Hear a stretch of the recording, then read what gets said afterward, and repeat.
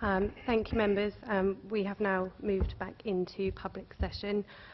So I will just take us back to the recommendation of this report, and it's to note the recommendation to undertake further evaluation of a joint venture approach to delivery, and just to review and provide comments. And coming forward from the discussion in private session, I think it would be fair to say that there is consensus amongst the committee that we do need to have some clear objectives moving forward, and that we are all in support of further work around the joint venture approach. That be satisfactory? Yeah. Okay. And now, as it's the first time we've had a work programme, so if we move on to review the work programme. Now, I appreciate at the moment it is fairly vague. We've got something, so I think perhaps it would probably be helpful for me to pass over to Richard just to explain a bit more about what it actually means. Okay, so we could probably add to this work programme for next time through to October next year, where we're headed for two outcomes in October next year. One is, or October-November next year, submission of an outline planning application, and the other outcome in October-November this year is hopefully the identification of a potential joint venture partner through the procurement process.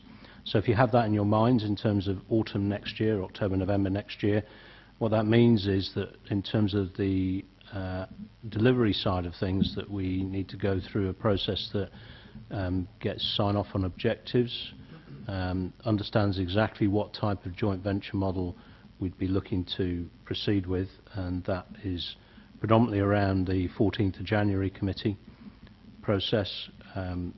Thereafter, more specific work on the preparation of the business plan and for a particular procurement process on a particular joint venture type option in March, sign off of that in March.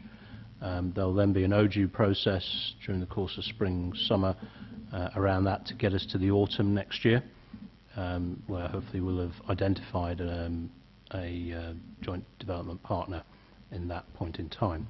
In parallel, you'll know from the project update paper that we've started work on a public engagement exercise during the course of October-November, which would lead into the identification of layout options, which is what you're seeing in the January committee process, which would then lead into the draft Manydown master plan, which is what you're seeing in the March committee process. That's the Manydown plan, or the draft Manydown master plan.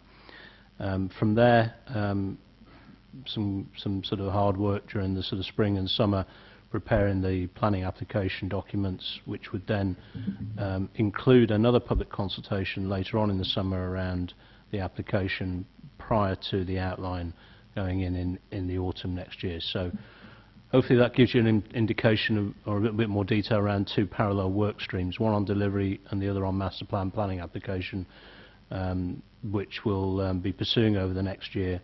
And next time round I'll add the subsequent committee dates through to the autumn next year, just to give you that trajectory. Thank you. Yes, sorry, Councillor Richards. Just a point to note, actually, we're going forward, so from January 2015, as noted here, it's actually 2016. We always do any seconds with this. And March as well. Sorry about that. Paragraph 3.3 of the first paper talks about the DCLG work and says the findings and recommendations from these feasibility studies will be shared with members during January and February. So shouldn't that be on the work programme? Potentially. We are just discussing exactly which committee programmes they come through, and there's a debate we need to resolve as to whether it's through the Manydown overview and the MEC committee programme, or because it could be a combination, EPH. And so we're just trying to resolve that in the next week or so. But if they are going to come through this process, then yes, we'll put that on the work programme. Yeah, I think just to add, from my perspective, there is an overlap between here and EPH, so we will iron out what needs to go where, if it's just one place or a combination of both. But obviously what we don't want to happen is the same piece of work to go to two committees, essentially, but we will iron that out. Councillor James. A similar point that Councillor Golding made. I actually think in terms of certainly the two streams on housing and financing, the affordable housing and 10-year flexibility and the custom build and modern methods of construction, which are very close to my heart.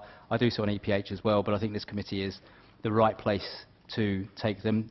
It doesn't have the same report goes to two committees, but obviously in terms of Manydown, that is our big affordable housing opportunity, and it's also a massive opportunity in terms of modern build technology, custom build, self-build, all those kind of things, because you're always very limited on brownfield sites and small sites. Manydown is an opportunity to try and test things. So I think it's really important we get that information back to this committee for discussion and debate, because it may be critical in terms of setting the objectives, that feeds into that about an expectation about how we will deliver affordable houses, and it might be that we look at different technology. So I would ask that to come back to this committee, and we constantly have that in the background, because we don't want to get too far down the line and then say, oh, it's too late now. Flat pack housing could well resolve a lot of our housing affordability problems, and we need to make sure we've given it every opportunity and looked at it properly. I guess if I say as well that I'll undertake to ensure that, you know, we do look at what's appropriate for this committee, and we'll get together and do that. Is there anything else, or can I say that we're finished at 23 minutes past 7? Thank you. Thanks. Brilliant.